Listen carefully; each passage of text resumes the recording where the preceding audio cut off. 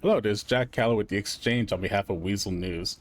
Today we have Gracie McCoy and Damien, two people running for the governorship of this term. Now, in order to start, I'd like for you, both of you to introduce yourself for the people at home who might not know much about you. Can you tell them who you are, where you've been career-wise? Okay, I'll start. Hi, I'm Damien, current governor of the wonderful state of San Andreas. I Before I came out to San Andreas, I was an MMA fighter back in Florida. Uh, did that for about, I believe, 8 years or so. Had a terrible injury that caused me to have to retire, and what actually brought me out to the city in the first place. Since coming to the city, I've worked at Toe Beans, worked at uh, Wild Magic, worked with Kokoro, things such as those. But the main important details I think are probably what I did for the government, which is the legislative assistant for Audrey Storm. Uh, I was a state rep myself. I was lieutenant governor in the Rybra administration, and I am now currently the governor, as I mentioned at the beginning. All right, I'll pick that up. My name is Gracie McCoy. I've lived in San Andreas for 2 years, pretty much almost to the day. My very first job in the state was with DOCL, so I've always worked for government ever since I've lived here. Um, I was with them for a short time before Governor Starr and Lieutenant Governor Jax took me on as their chief of staff. I worked for them for both of their terms as their chief of staff. And then when Governor Avery took office, he invited me to work with him and Damien.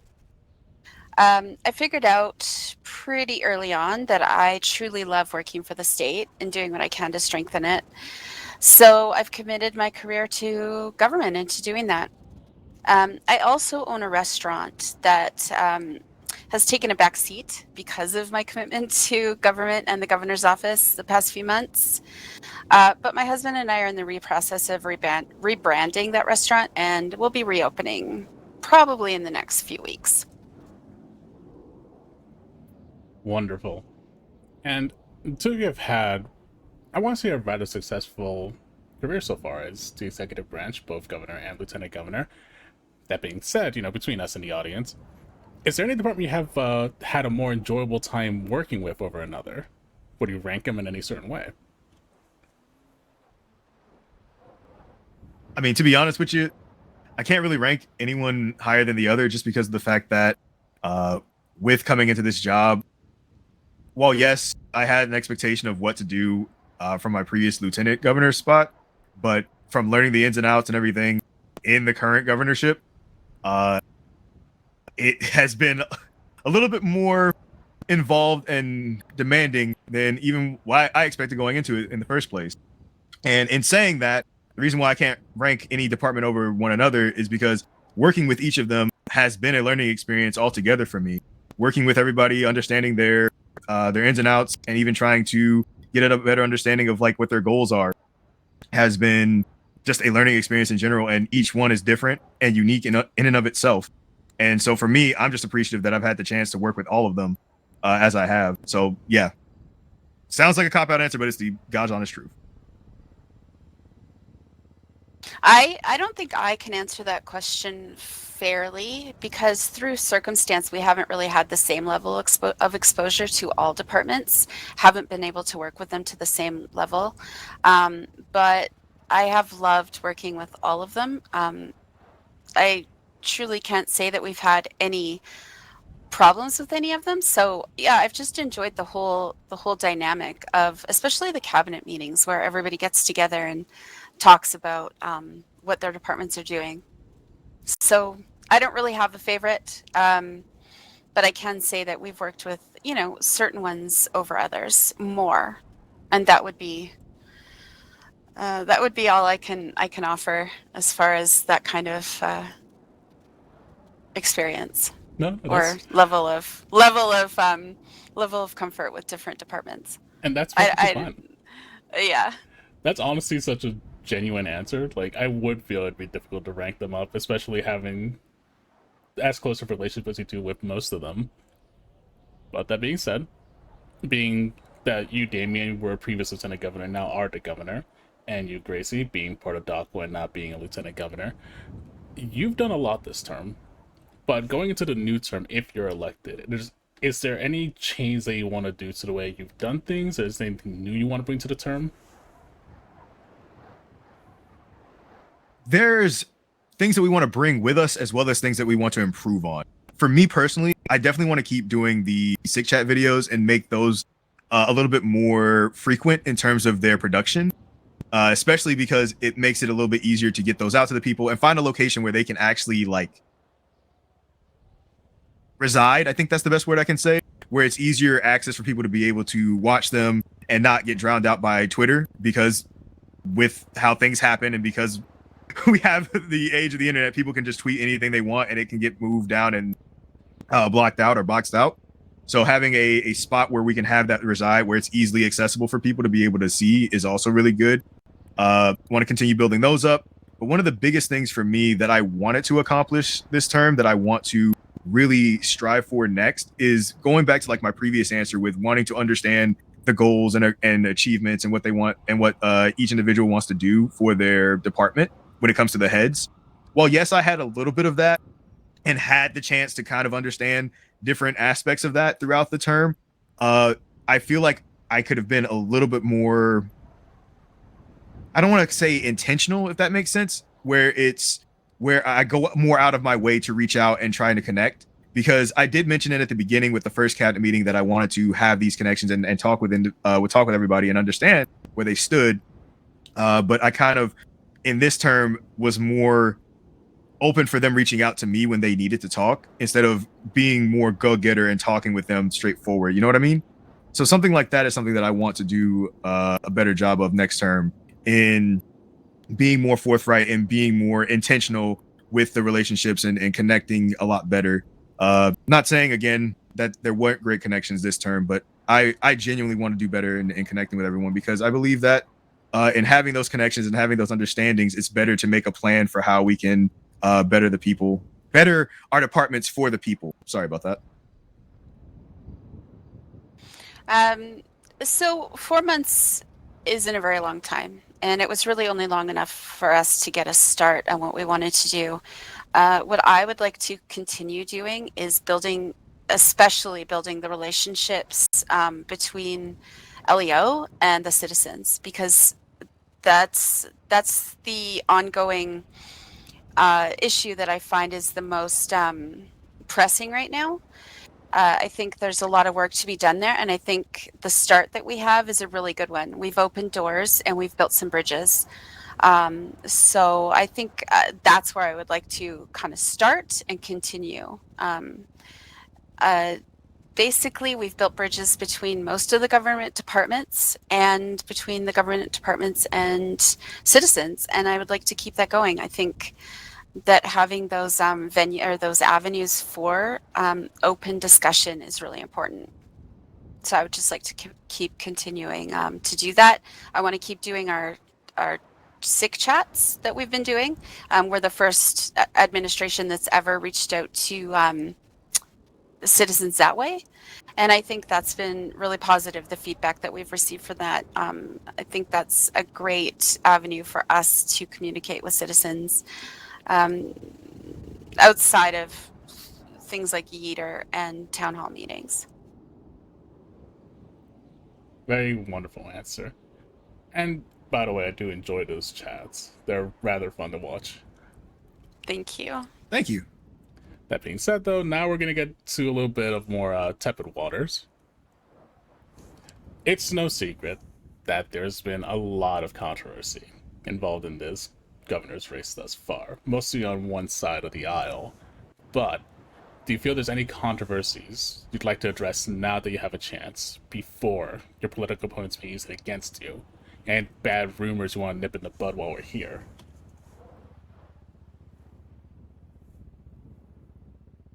I guess I'll take this one again first. For me, the one that I know for sure will probably be held against me is the time that I had a really bad day and let my emotions get the better of me. It was very frustrating all around the board for me, internally, externally, all around. And I let that shit out. I had a human moment, but I will say that after I did take the chance to take a step back, breathe, recollect myself, I was able to come back even stronger and rectify what ended up happening because of my human moment. And you, Gracie?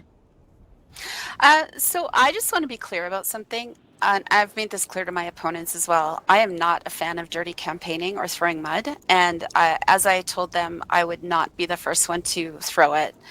Last term, we ran against 3 other teams to serve in the governor's office, and we managed to do that with a lot of fairness and a lot of respect.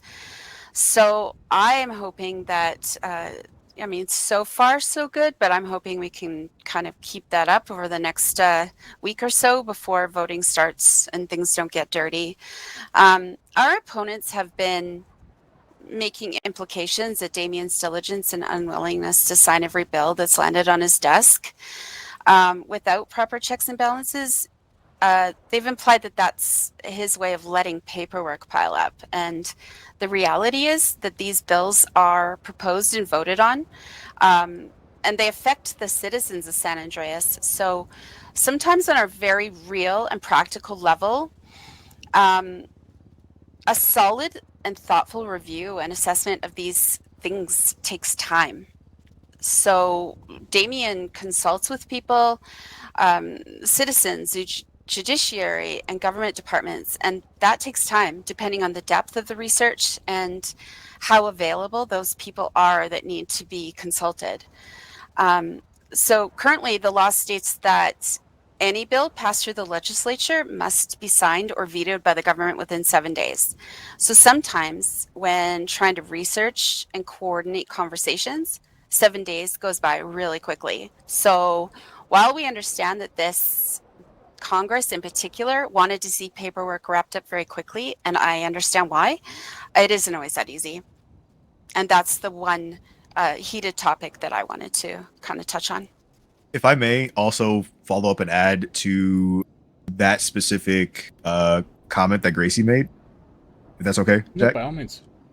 All right. One of which the bills that I can specifically mention is one that you, from my understanding, you had an issue with as well when it was the I think it was the hunting one where it had the issues with the numbers for the pelts, meats, and fish, if I remember correctly. That's correct. Yeah, so that's one of the prime examples where that could have gotten past the legislature, but before I signed it, I gave it the opportunity to let the people come to me with their comments and their concerns, and then we were able to set up a meeting with Head Ranger Charlie Morgan to discuss the issues that came from that bill being passed through the legislature and how we can go forward in making sure that there were fixes and whatnot. I will also add as an aside for the people at home, when that bill was being written by the legislature, not once was it approached, and it's a pretty well-known fact that I'm probably the best fisherman in town. I could have easily been asked as to how many fish I can catch in a trip. But that's just a small aside. So, let's backpedal a bit. We've touched on your previous job experience. Do you feel like that experience has helped you move forward in your current positions? And do you feel it's made you do things differently from previous administrations? Absolutely. I'll be just 100% honest with this one. Coming from the background that I came from, where I started as just an MMA fighter back in Florida, and that being all I fucking knew when I came into the city, to grow from there and experience all the things that I have, it's all helped me grow into the person that I am today, and in the knowledge that I have, the people that I have by my side sharing knowledge and everything like that. If it hadn't been for every step that I took, be it the Toe Beans job, the Wild Magics, the Kokoros,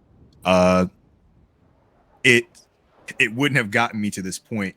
And even speaking on how the experience has helped me going forward, the time with Kokoro, the time with Wild Magic, the time with Toe Beans have all helped me with it's gonna sound bad, but customer service, and in being able to talk with people, interact with individuals while waiting for their orders to be made, being able to find common ground and just vibe.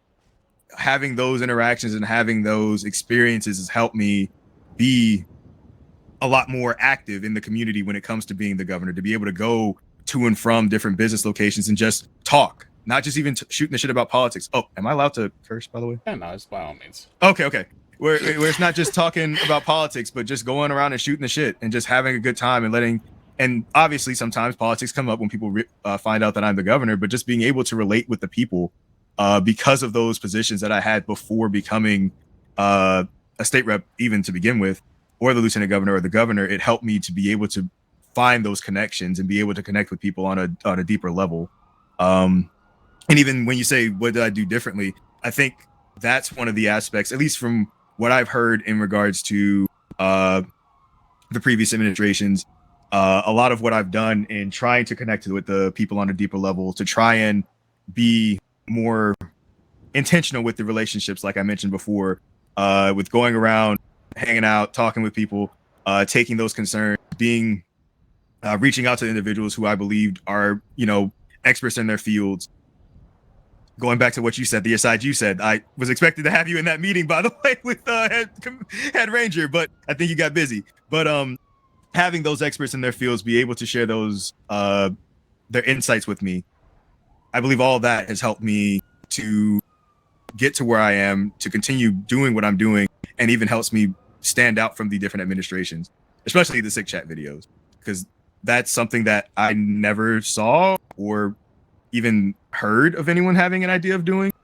And so being able to just provide easily digestible information to the public makes it easier for them to be able to be aware and just keep informed with what's going on with the government. All right, so we've already been doing things differently from previous administrations over the past 4 months. We've been more approachable, we've been more accessible. We've delivered executive branch updates to citizens through our sick chat videos. We've delivered open and honest communication. Even though there have been some missteps and misunderstandings along the way, from my perspective as a lieutenant governor, it's my job to work very closely with the cabinet.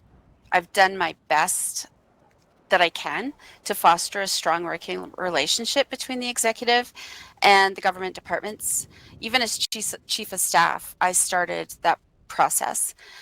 So we can all work together to make the state better. And having that in our pocket where we can have that relationship where we're approachable and accessible, that's really one of the most important things to running an effective government.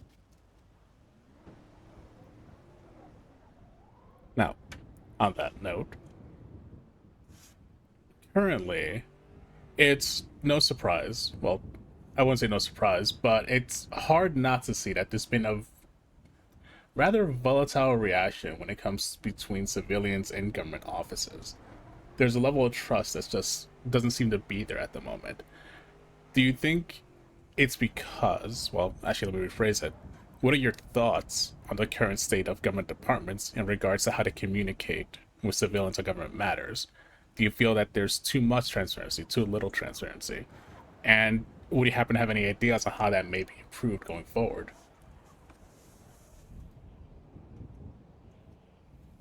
I've been answering first for the last couple questions. Okay, I'll I'll let you go. handle, Gracie. I think this question has been addressed. Well, my answer has been addressed in a lot of the previous questions. But I will say that Damien and myself have been working on an ongoing basis, specifically with LEO departments or with the department heads, to try to improve the perceived relationship between the two groups. We've worked closely with Commissioner Barry Hill. He's a trooper on moving forward an initiative to bring more information to citizens.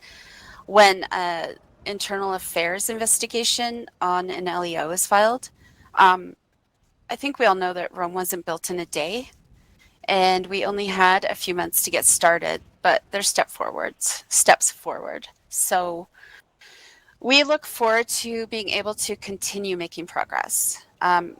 we are in a position where we don't have to start over to build the relationships. When you first step into office, a good portion of your term as a new executive is building the relationships. So we've already got that groundwork built. The key to everything is building trust and a working respect, so complicated issues can be effectively addressed.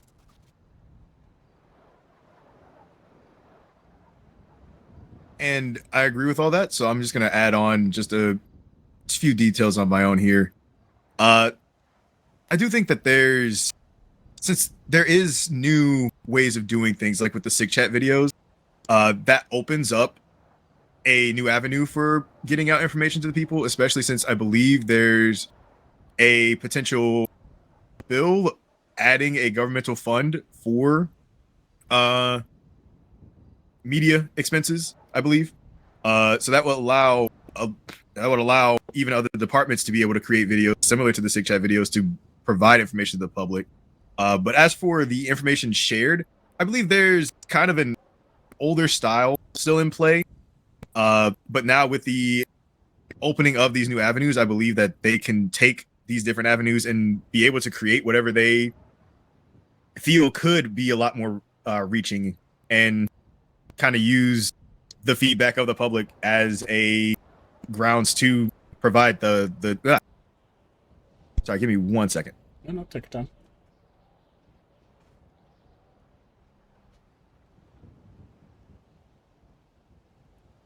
I've been talking a lot today. Forgive me, my throat got dry. No, it's okay. What I was trying to say is, using these new avenues that we have, it provides new ways for information to be provided to the public,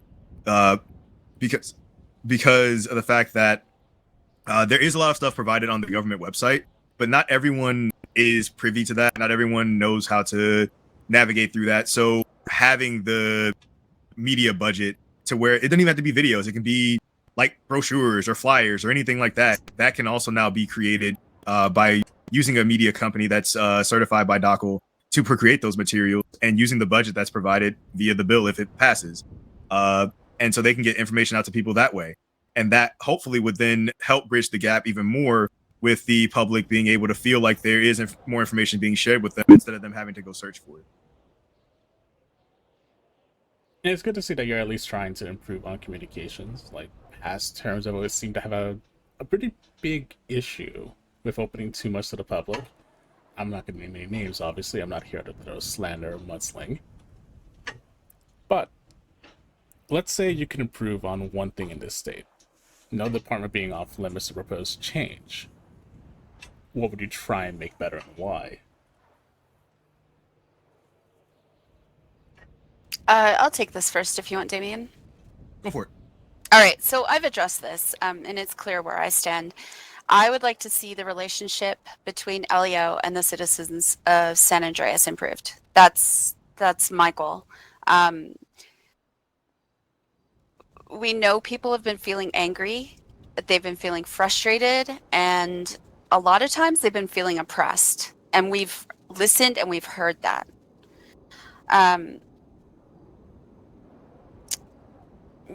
Why do we want to do that? We care about the citizens and the health of the state. We care about how people are being treated by law enforcement agencies and people with authority and power. We don't want to see anyone hurt or upset or feeling like they're not being heard. And so that is that's my biggest goal going into this term. So I will say the same thing, but I'm also going to just add in my own thing of, when I ran for governor, what I wanted when I ran for governor the first time is the same thing that I want now. And that is, I want people to feel enjoyment when they fly into city. I want people to feel enjoyment when they wake up, when they leave their homes, their apartments, wherever it is. I want them to feel like they want to be here, that they want to be in San Andreas. They moved out here for a reason. And I want them to be whether it's for permanent residents or for just vacation. I want to help make San Andreas be that place where they want to wake up to, where they want to get out and spend time with their friends or spend time with their homies, whether it's on one side of the law or not. I just want to be able to do what I can to, as Gracie said, hear what people are saying, hear their concerns, and help improve the state as a whole as best I can with the power that I have as the governor to make this a home away from home for some and just a better home in general. That has not changed for me. So for everyone in this state, no matter what role they have, no matter what position they take, I want to just be there for them and continue to improve the relations between government officials and civilians, whether it be LEO and civilians or even our legislative or executive branch and civilians. That's my ultimate goal, because how else can we have a proper state without the people that fucking live in it? So to say that, and though we have taken steps, we have done what we could to start going down that path with this term. But that's why, as Gracie had mentioned before, that's why we're running again, because we believe we can keep the progress going. And a quote from a somewhat recent movie: life can be good, or life is good, but it can be better. Honestly, good answer. That being said, now we're coming to the close of the interview. And the way I like to do this is, I like to have both candidates give a closing remark, followed by a final question, which is broken up into 3 parts. So, Damien, Gracie, do you have any closing remarks for the people? I'll let you run with this one first. Okay. Closing remarks. All I can say is these last 4 months have been a hell of a time. As we've mentioned, 4 months, it may feel like it's long, but it's gone within the blink of an eye. And while we have made strides, I do believe that, as we've mentioned throughout this entire interview, with another 4 months going forward, we can continue to move the progress forward, continue building, continue making things. Sorry. Excuse me. Continue making things go on the upward climb when it comes to relations and connections with individuals. And honestly, all I want to just say is thank you to everyone who has reached out. Thank you to everyone who's offered criticisms. Thank you to everyone who's offered advice. Thank you to everyone who offered their knowledge. And thank you to everyone who had negatives to say and just gave me the ability to pivot and to do better. Because if it hadn't been for all of you guys, I wouldn't be standing here in this interview, wouldn't be able to say that I've improved as a person in general, because this has really been a hell of a time for me. And I'm very grateful to all the citizens of this state for trusting in me 4 months ago and voting for us. And I hope that I can continue keeping your trust and continue working for you into this next term. And if not, still, thank you all. I want to say, I would just like everyone to know that it's been an honor for me to be able to serve in this position. There aren't a lot of people that get this opportunity, and it's been educational, it's been a lot of fun, and it's been very rewarding, because I feel like I'm actually making a difference to the state. I'm making a difference to people, and hopefully bettering people's lives, and that means a lot to me.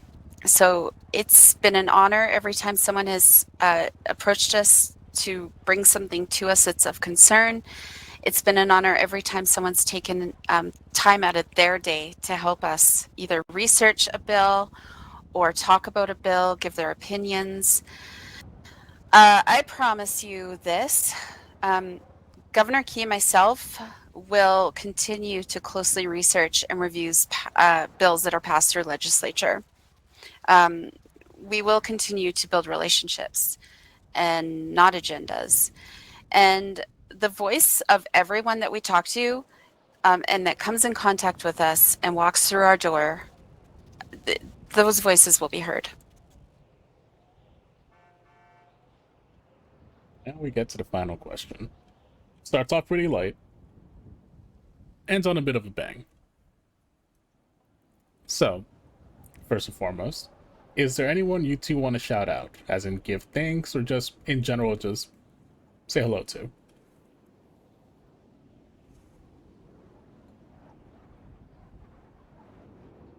I'm gonna just. Oh, No, go ahead. Yep. I was gonna say, I'm gonna just say the same thing that I said in my previous answer. Like, thank you to quite literally everyone who's reached out with concerns. Thank you to everyone who's reached out with advice. Thank you to everyone who's reached out with information.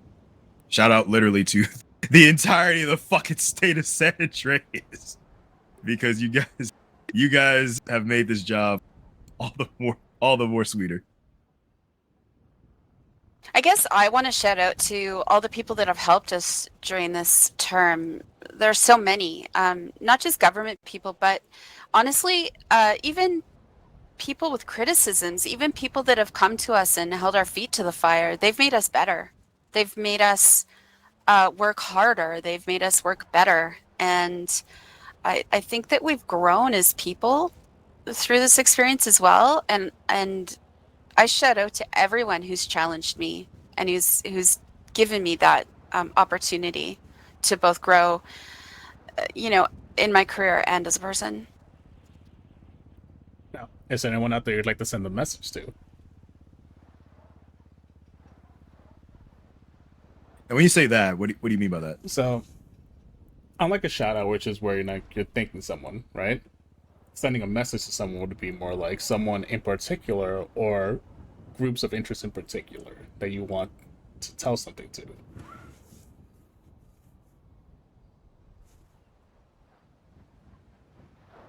I mean, sure, I'll do the same thing. Same thing for the shout out to the state of San Andreas. Saying to the state of San Andreas, I send the message of I'm gonna continue keeping communication open, and communication is key, and we want to build relationships, and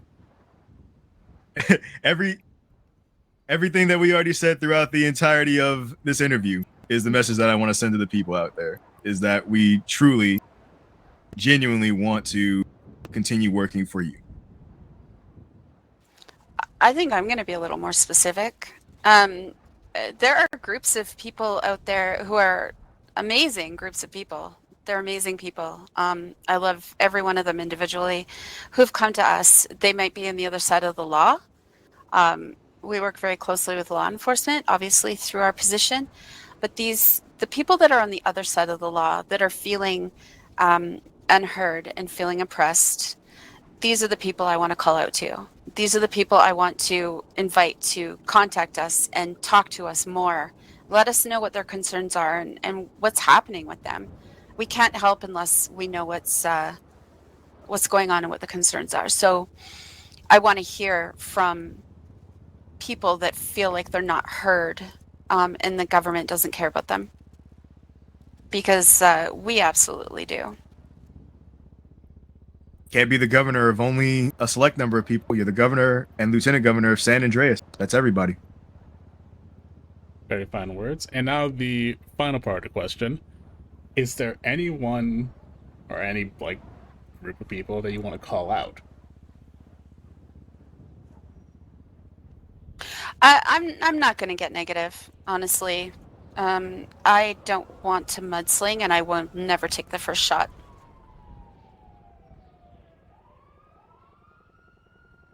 I genuinely don't have anyone that I need to call out or want to call out, honestly.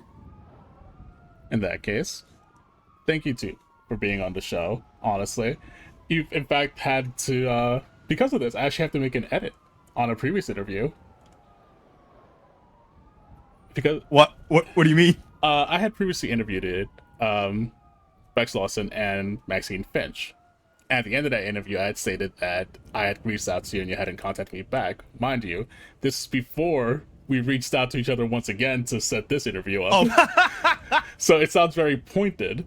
So now for that one, hopefully I'm in time to ask the Weasel News editors to put a footnote at the front of the transcription where it says, as of this interview, he has in fact come forward, and we had a full interview that should be posted soon.